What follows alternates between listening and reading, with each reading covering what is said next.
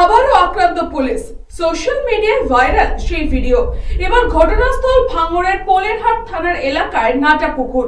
আক্রান্ত কলকাতা পুলিশের কনস্টেবল সুশান্ত মণ্ডল। কর্তব্যরত অবস্থায় ধাক্কাধাক্কি, মারধর, পাশাপাশি কিল ঘুষি মারা হলো বলেও অভিযোগ।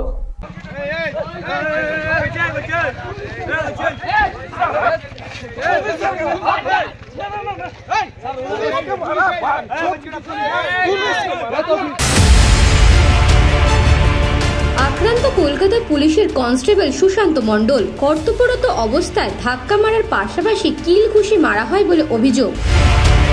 পুলিশ ও স্থানীয় সূত্রে জানা যায়, পোলারহাট থানা এলাকার নাটাপুকুরে জমি সংক্রান্ত একটি বিষয়ে দুই পক্ষের ঝামেলার ঘটনায় পোলারহাট থানার এআরও টিম পৌঁছে পরিস্থিতি নিয়ন্ত্রণে আনার চেষ্টা করলে হঠাৎই এক যুবক কর্তব্যরত কনস্টেবলকে ধাক্কা মারে, এমনকি কিল ঘুষি চালায়।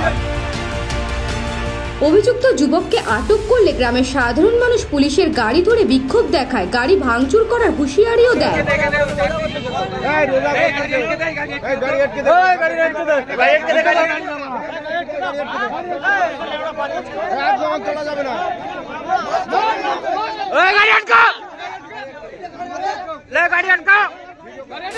নাটাপুকুর এলাকার একটি জমি নিয়ে বিসুরউদ্দিন মোল্লা, নাসিরউদ্দিন মোল্লা সহ তাদের পরিবারে ঝামেলা বাঁধে বিরোধী পক্ষ তৌফিক মোল্লা, জাহাঙ্গীর মোল্লা সহ তাদের পরিবারের সদস্যদের। ঘটনায় বেশ কয়েকজন আহত হয়। পুলিশকে খবর দিলে কলকাতা পুলিশের পোলারহাট থানার পুলিশ ঘটনাস্থলে পৌঁছে পরিস্থিতি নিয়ন্ত্রণে আনার চেষ্টা করে। অভিযোগ, সেই সময় কনস্টেবল সুশান্ত মণ্ডলের উপর আক্রান্ত করে জাহাঙ্গীর। ঘটনায় দুজনকে আটক করে জিজ্ঞাসাবাদ শুরু করেছে পোলারহাট থানার পুলিশ।